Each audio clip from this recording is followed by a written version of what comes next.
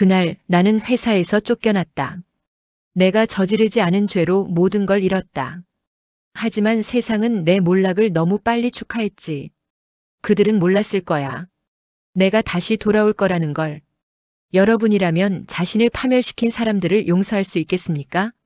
믿기 어렵겠지만 오늘의 사연은 재벌 손자의 몰락과 복수의 실화입니다. 지금부터 회사 비리 누명으로 쫓겨난 남자의 한 달 후 복수극을 시작하겠습니다. 재미있게 봐주세요. 서울 강남 한복판 50층짜리 대기업 본사. 아침 햇살이 유리 외벽에 반사되어 눈부셨다. 그날 강도윤은 평소처럼 출근했다. 그는 그룹의 차기 후계자로 불리던 대한그룹 회장의 외손자였다. 할아버지의 회사를 지키겠다는 그 약속, 지금도 내 가슴 깊숙이 새겨져 있었다. 그는 사람들 앞에서 항상 겸손했다. 운전기사에게도 경비원에게도 먼저 인사하던 인물. 하지만 동시에 그의 존재를 불편해하는 사람들이 있었다. 바로 대한그룹 부회장 최명도. 회사 창립 멤버 중 한 명이었지만 그의 야망은 회장 자리였다. 손자라 해도 경영은 피보다 냉정해야지. 감정으로 하는 게 아니야, 도윤 씨. 그 말은 곧 도윤을 밀어낼 명분이었다. 그리고 그날 저녁 뉴스 속보가 터졌다. 대한그룹의 비자금 조성 의혹이 제기됐습니다. 해당 계좌의 책임자로 강도윤 상무가 지목되었습니다. 그때까지만 해도 장난인 줄 알았다. 내가 그런 짓을 왜 해? 하지만 경찰은 회사로 들이닥쳤고 서류 더미 속에서 조작된 계좌 내역이 발견됐다. 강도윤 씨 회사 자금을 횡령한 혐의로 체포합니다. 이건 조작이에요. 누가 날 함정에 빠뜨린 거라고요. 그러나 아무도 그를 믿지 않았다. 심지어 그의 약혼녀 윤서연마저 고개를 돌렸다. 도윤 씨 이제 그만해요. 회사 사람들 다 알아요.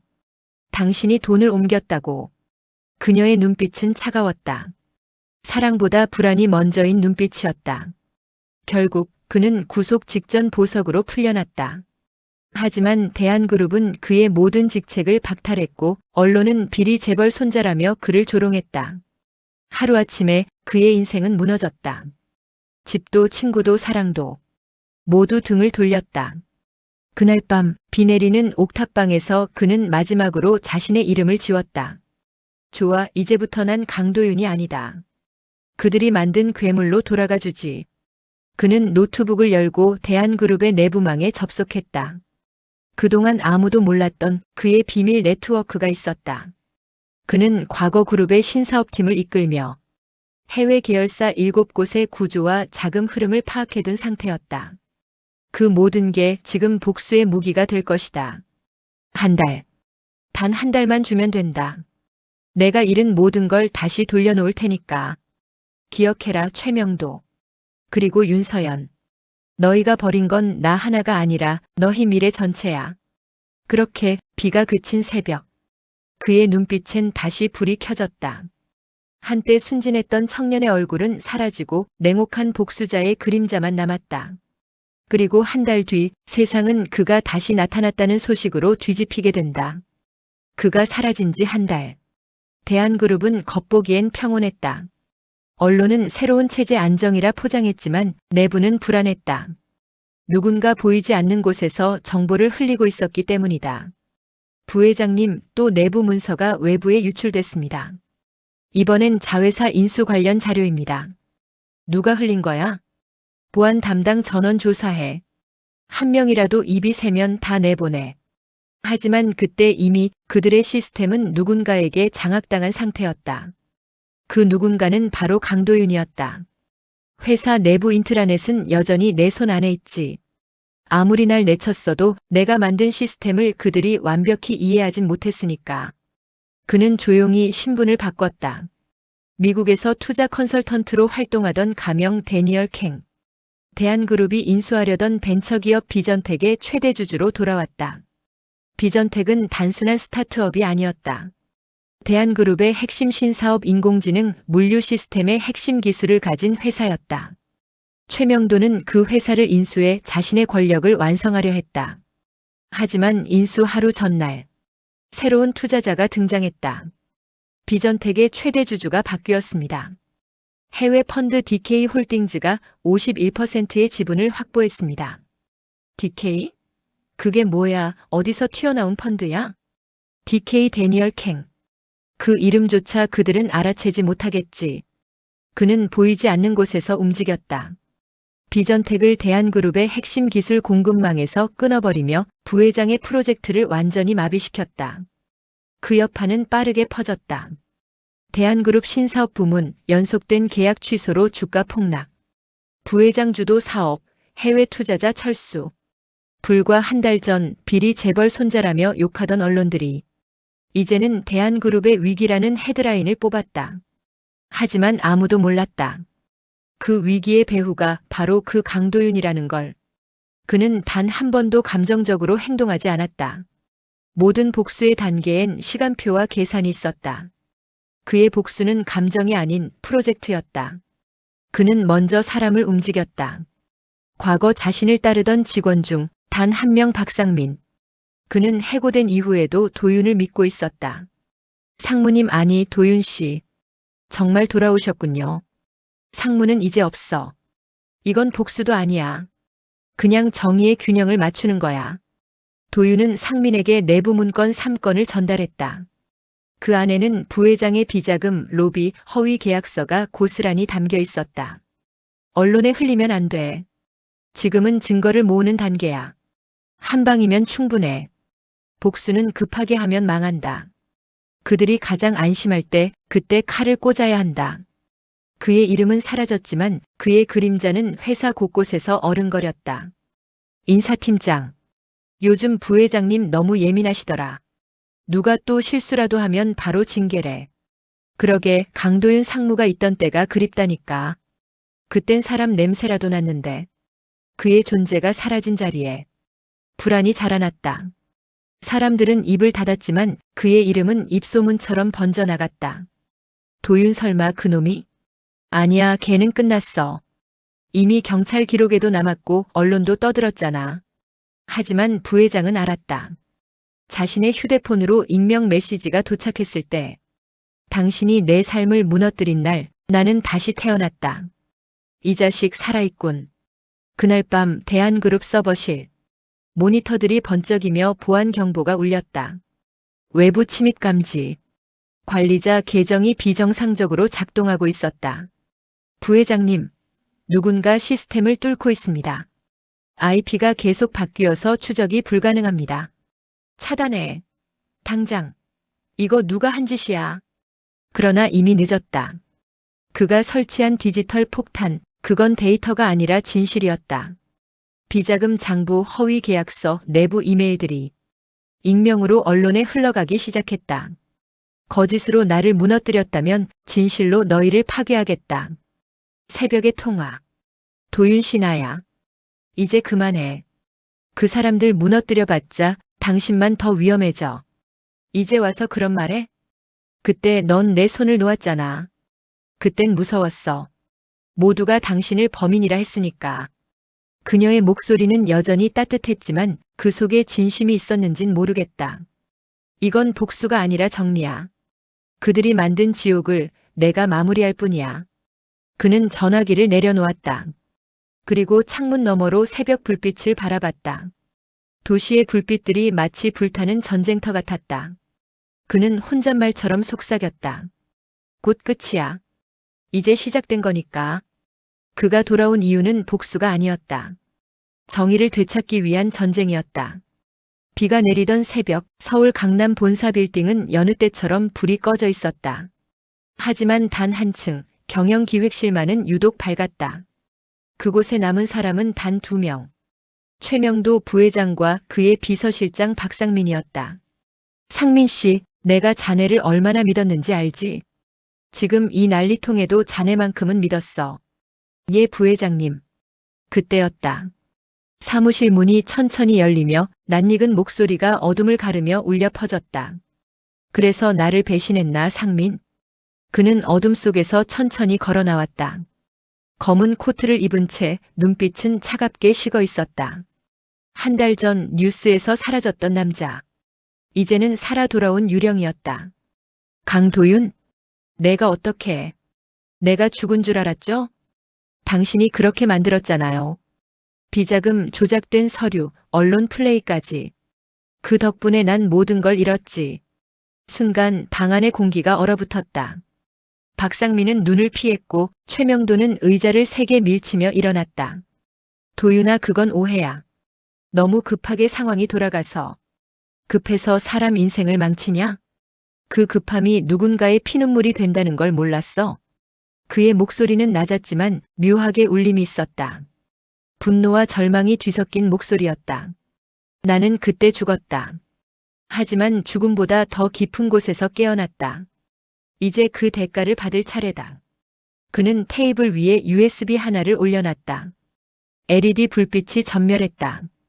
그 안에는 지난 한 달간의 모든 증거, 비자금 계좌, 허위 납품, 내부 뇌물 리스트가 담겨 있었다. 이거 하나면 충분해요. 검찰, 언론, 그리고 주주총회까지. 이제 선택하세요. 내가 공개하느냐 아니면 당신이 직접 나서느냐. 도윤아, 이건 내가 생각하는 그런 게 아니야. 나는 널 보호하려고. 보호? 날 감옥으로 보낸 게 보호야? 사람이 그렇게 뻔뻔할 수가 있나. 그의 손이 탁자 위에 닿자 모니터가 자동으로 켜졌다. 그 화면에는 회사 내부 CCTV 영상이 재생되고 있었다. 그날의 장면. 최명도가 회장의 서명 도장을 몰래 찍어 비자금 송금에 사용하던 모습이 그대로 담겨 있었다. 이건 내 인생을 망친 그날의 진짜 주인공입니다. 최명도의 얼굴이 하얗게 질렸다. 입술이 떨렸다. 누가 찍은 거야, 누가 이런 짓을. 당신 옆에 있는 그 사람이요. 그의 시선이 박상민을 향했다. 박상민은 고개를 들지 못했다. 눈가에 흐르는 땀방울이 마치 눈물 같았다. 상민 씨 자네 설마. 죄송합니다, 부회장님. 이제라도 죄를 씻고 싶었습니다. 그 순간 도윤의 복수는 완성됐다. 하지만 그의 표정은 승리의 기쁨이 아닌 어딘가 공허했다. 이게 복수의 끝인가? 아니면 또 다른 시작인가? 다음 날 아침 대한그룹은 세상 모든 뉴스의 헤드라인을 장식했다. 대한그룹 부회장 비자금 조성 혐의로 긴급 체포. 익명의 제보자가 제공한 내부 영상, 그룹 내 전면 조사 착수. 비리 재벌 손자 누명 벗다 진짜 주범 밝혀져. 강도윤 씨, 복귀하실 생각은 없습니까? 복귀요? 이제 그런 자리에 관심 없습니다. 진실만 돌아왔으면 됐죠. 그는 카메라 앞에서 잠시 미소를 지었다. 하지만 그 미소 속엔 슬픔이 있었다. 나는 이겼지만 그 과정에서 너무 많은 걸 잃었다. 사람의 마음, 신뢰, 그리고 사랑까지. 그는 그날 저녁 회사 건물 앞에 홀로 섰다. 비가 다시 내리고 있었다. 조명에 비친 그의 그림자가 길게 늘어졌다. 이제 끝났어. 그렇게 믿고 싶다. 진실은 때때로 피를 묻히지 않고는 드러나지 않는다. 그날 이후 세상은 그를 다시 영웅이라 불렀다. 비리 누명 벗은 재벌 손자 정의의 복수 완성. 언론은 그의 이름을 미화했고 주식은 폭등했다. 하지만 정작 그는 웃지 않았다. 정의라 참 웃긴 말이지. 정의는 언제나 누군가의 희생 위에 서 있다. 복수는 끝났다. 하지만 그의 마음속엔 여전히 한 사람이 남아 있었다. 윤서연. 그가 세상 모두에게 버림받았을 때 그녀 또한 떠났다. 그리고 이제 그녀가 다시 나타났다. 도윤 씨 축하해요. 이제 다 끝났죠? 끝. 아직 시작도 안 했는데. 그녀는 예전과 달랐다. 더 냉정했고 더 계산적이었다. 그녀의 손목엔 최명도가 선물했던 시계가 있었다. 그 순간 도윤은 깨달았다. 역시 내가 그들과 한패였구나. 사랑의 배신, 감정의 폭발.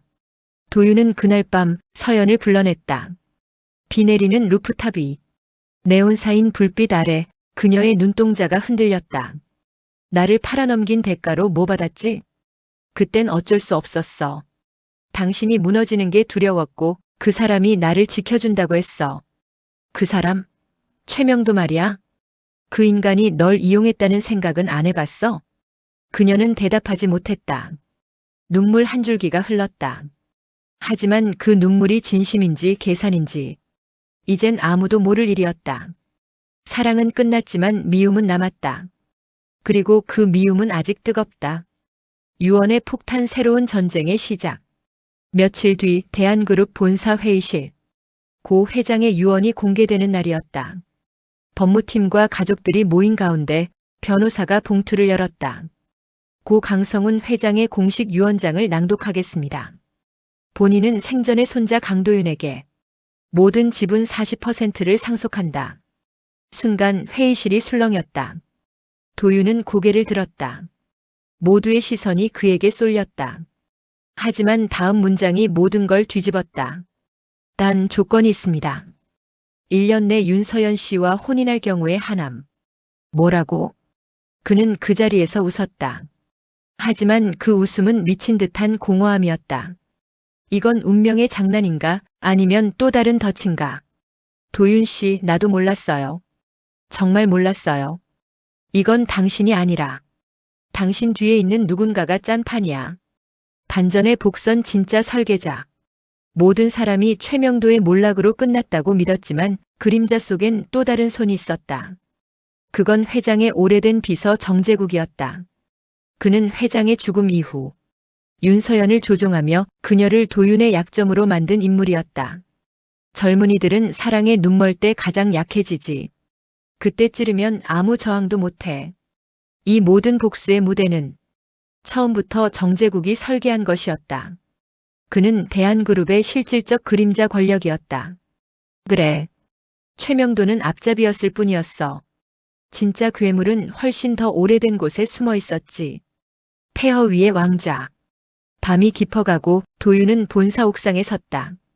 도시 불빛 아래 모든 게 무너졌지만 그의 눈빛엔 결의가 있었다.